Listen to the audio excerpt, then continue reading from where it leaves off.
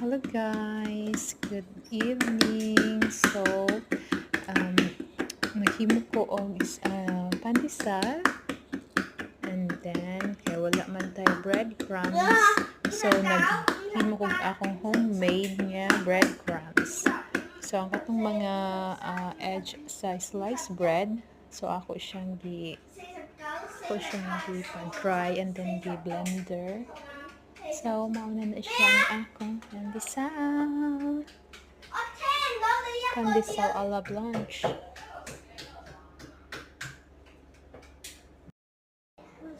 So, sorry kaayo sa kanang saba kay gadula ang akong alaga. So, ingana siya kasaba diri. Bye, guys!